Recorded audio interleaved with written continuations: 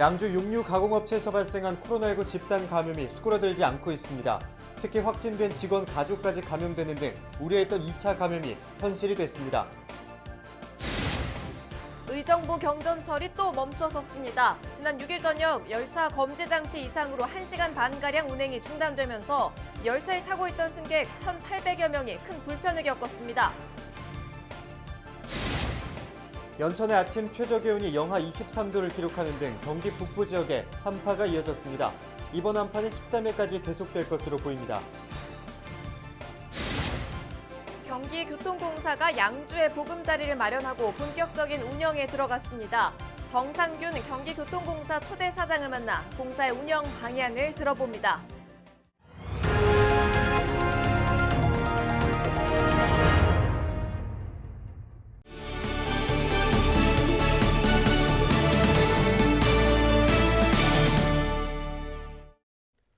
여러분 안녕하십니까? 헬로티비 나라뉴스입니다. 양주 육류 가공업체에서 발생한 코로나19 집단 감염이 수그러들지 않고 있습니다. 업체 직원 중 추가 확진자가 또다시 나온 건데요. 특히 가장 우려됐던 2차 감염까지 발생해 불안을 키우고 있습니다. 이지훈 기자가 취재했습니다. 양주 육류 가공업체에서 첫 확진자가 나온 건 지난 5일. 이후 추가 확진자가 계속 나오면서 8일 오후 기준 누적 확진자는 61명까지 늘었습니다. 직원 232명에 대한 검사 결과가 다 나온 것이 아니어서 확진자가 더 나올 수 있습니다. 감염 경로는 미국입니다. 다만 밀폐된 작업장 환경이 감염을 키웠을 것이란 분석이 나옵니다. 또 아무래도 개인위생이 지켜지기 좀 어려운 상황, 또 환기가 또 어려운 상황, 또 낮은 온도를 유지하는 상황에서 바이러스의 생존이 길어지는 상황들 등등등.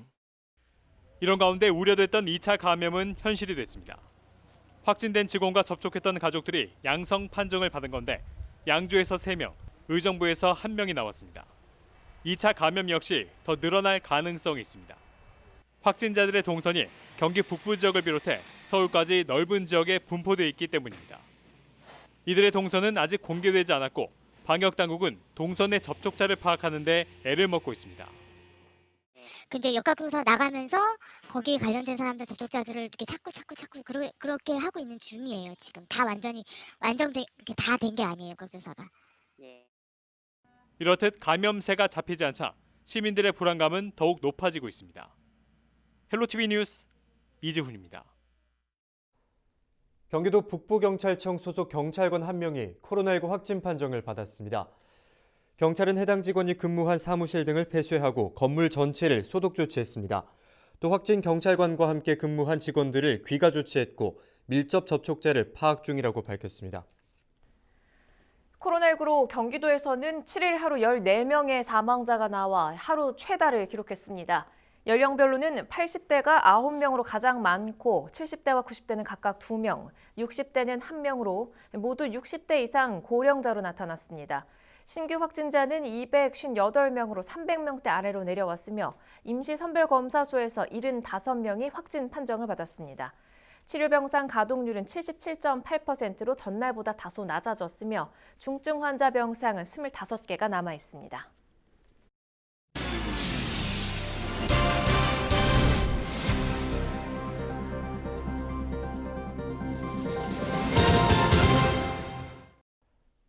최근 의정부 경전철 운행이 또다시 중단되면서 이용자들의 불안감이 커지고 있습니다.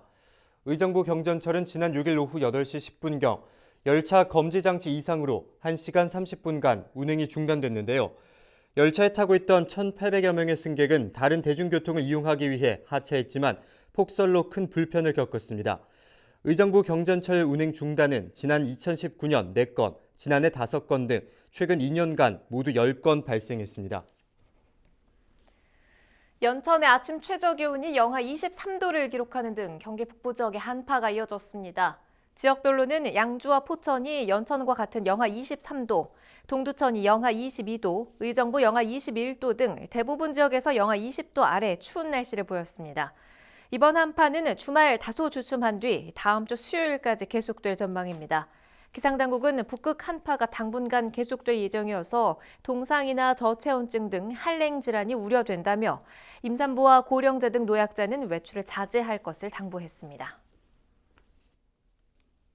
성탄절을 앞두고 사망한 이주 노동자를 계기로 비닐하우스는 집이 아니라는 목소리가 커지고 있습니다. 경기도도 이 문제 해결을 위해 나섰는데요. 포천 이주 노동자 상담센터 김달성 대표와 이야기 나눠보겠습니다. 대표님 안녕하십니까? 네, 안녕하세요. 반갑습니다. 외국인 노동자의 속행 씨가 사망한 지 20여일이 돼 가는데 사인을 두고 여전히 논란입니다. 포천경찰서는 간경화 때문이다라고 발표를 했는데 사인에 대해서 어떻게 파악하고 계십니까? 간경화로 인한 합병증은 작은 사인에 지나지 않는다고 봅니다. 큰 사인은 따로 있습니다. 동료들의 증언에 의하면은 속경 씨가 사망하기 이틀 전부터 숙소의 난방이 가동되지 않았다고 구체적으로 증언하고 있습니다. 그들의 증언에 힘입어서 볼 때 속행 씨의 사인의 큰 것은 얼음같이 얼어 있었던 숙소라고 생각합니다. 네, 참 안타까운 마음을 금할 수가 없는데요. 이번 숙행 씨 사망을 계기로 비닐하우스 안에 만든 숙소가 논란이 되고 있습니다. 보기에는 창고와 다를 바가 없어 보이던데 어떻게 보십니까? 지금 그런 불법 가건물들을 숙소로 제공하면서 매달 월급의 10여 %씩 기숙사비를 받도록 노동부가 지침을 내리고 있습니다. 그 불법 영업 아닙니까? 그래서 지금 이 문제에 대해서 경기도도 나섰습니다. 농어촌 이주 노동자 숙소에 대해서 지금 전수조사가 진행되고 있는데 이 경기도가 내놔야 할 실효성 있는 대책은 뭐 어떤 게 있어야 한다고 보십니까? 전수조사를 정말 엄밀하게 철저하게 하시기를 바랍니다. 두 번째는 전수조사의 결과에 따라서 대안과 정책을 마련해 주시기를 바랍니다.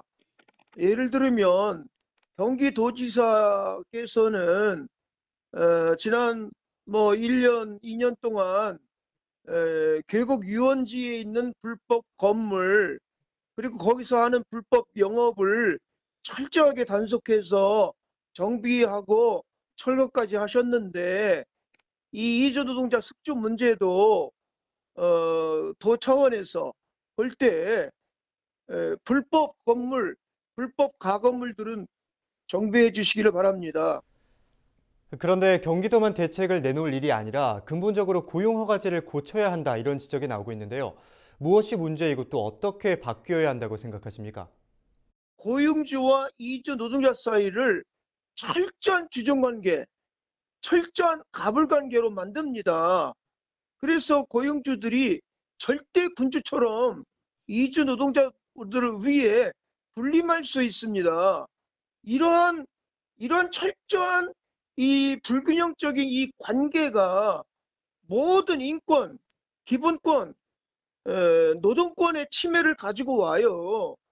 그렇기 때문에 우리 대책위원회 같은 데서는 그리고 이주 노동자들은 이 고용허가제를 노동허가제로 바꿔달라 이렇게 요구를 하고 있는 겁니다. 노동허가제라는 것은 외국인 노동자들이 우리나라 와서 취업을 할 때 내국인들이 가지 않는 일터, 주로 3D 업종이지요. 힘들게 일하는 농어촌 일이고요. 그런 데에서만 취업을 하되 그 테두리 안에서만이라도 일터 이동의 자유를 달라고 하는 내용이 이 노동허가제의 주요 내용입니다. 그렇게 함으로써 노사 간에 좀 균형이 맞는 그런 관계를 유지하기를 바라고요. 그렇게 할 때 저는 이 기업도 좋고 노동자에게도 좋다고 봅니다. 고용허가제 폐지에 대한 사회적 합의가 무르익기를 바라겠습니다. 포천 내 이주 노동자들이 그 어느 때보다 힘든 날을 보낼 듯한데요. 앞으로도 다방면으로 힘써주시길 바라겠습니다. 오늘 말씀 고맙습니다. 네, 감사합니다. 네, 지금까지 김달성 대표였습니다.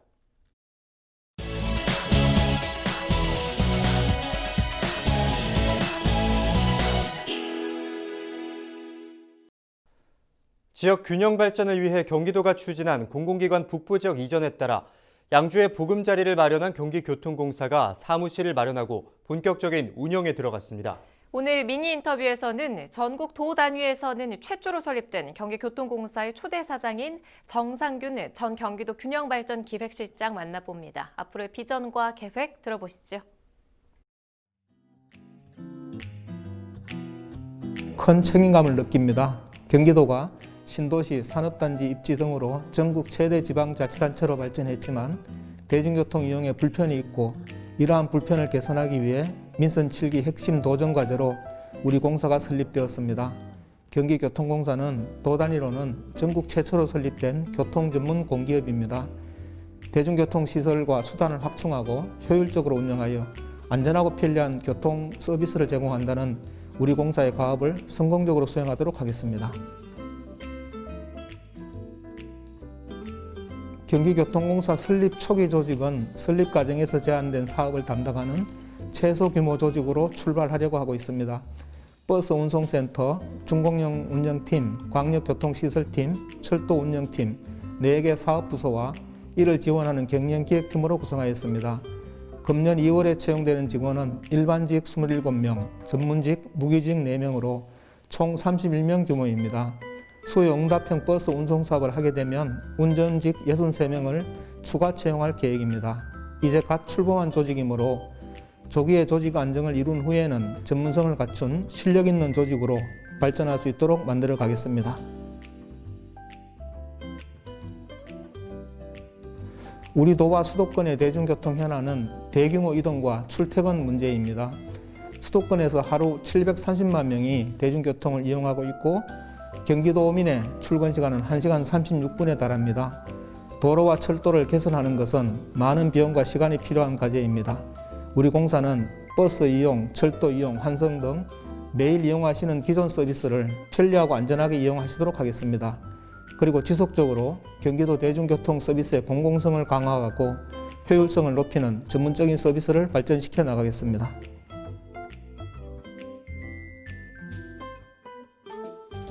지방공기업은 이름 그대로 공공성과 기업성을 달성해야 합니다.